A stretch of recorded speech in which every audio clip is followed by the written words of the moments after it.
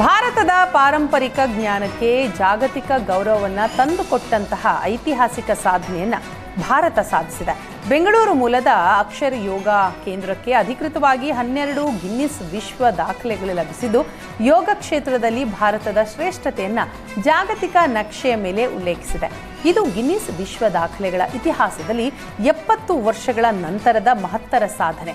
ಮೊದಲ ಬಾರಿಗೆ ಒಂದೇ ದಿನದಲ್ಲಿ ದಾಖಲೆಗಳನ್ನು ಯೋಗ ಸಂಸ್ಥೆಗೆ ನೀಡಲಾಗಿದ್ದು, ಈ ಘೋಷಣೆಯನ್ನು ಇವತ್ತು ಬೆಂಗಳೂರಿನಲ್ಲಿ ನಡೆದ ಅದ್ದೂರಿ ಸಮಾರಂಭದಲ್ಲಿ ಮಾಡಲಾಯಿತು. ಪೇಜಾವರ ಮಠದ ವಿಶ್ವಪ್ರಸನ್ನ ತೀರ್ಥ ಸ್ವಾಮೀಜಿ, ಬೇಲಿ ಮಠದ ಶಿವರುದ್ರ ಸ್ವಾಮೀಜಿ, ಬೆಂಗಳೂರು ಪೊಲೀಸ್ ಆಯುಕ್ತ ಸೀಮಂತ್ ಕುಮಾರ್ ಸಿಂಗ್, ಮಲ್ಲೇಶ್ವರಂ ಶಾಸಕ ಹಾಗೂ ಮಾಜಿ ಡಿಸಿಎಂ ಅಶ್ವಥ ನಾರಾಯಣ ಸೇರಿ ಹಲವರು ಈ ಸಂದರ್ಭದಲ್ಲಿ ಉಪಸ್ಥಿತರಿದ್ದರು.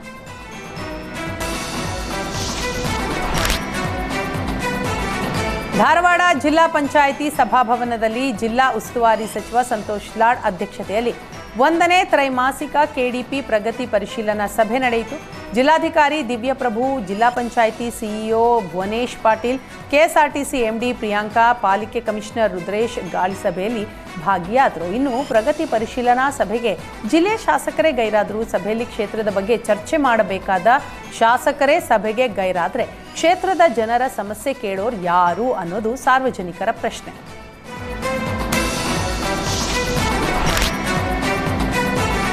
ಉಡುಪಿ ಜಿಲ್ಲೆಯ ಕುಂದಾಪುರದ ಕುಂದಬಾರಂದಾಡಿಯ ಮಳೆಗೆ ಮನೆ ಸಂಪೂರ್ಣವಾಗಿ ಕುಸಿದು ಬಿದ್ದಿದೆ. ಅದೃಷ್ಟವಶಾತ್ ರಾಘವೇಂದ್ರ ಜೋಗಿ ಮನೆಯವರು ಪ್ರಾಣಾಪಾಯದಿಂದ ಪಾರಾಗಿದ್ದಾರೆ. ಮನೆ ಹಿಂದಿನ ಗೋಡೆ ಕುಸಿಯುವ ಸದ್ದಿಗೆ ಮನೆಯವರು ಎಚ್ಚರಗೊಂಡಿದ್ದಾರೆ.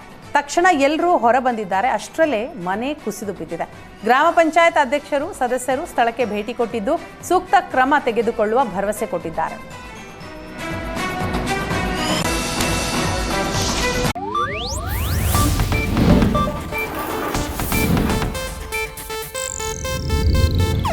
ಇದು ಏಷ್ಯಾನೆಟ್ ನ್ಯೂಸ್ ನೆಟ್ವರ್ಕ್ ಪ್ರಸ್ತುತಿ.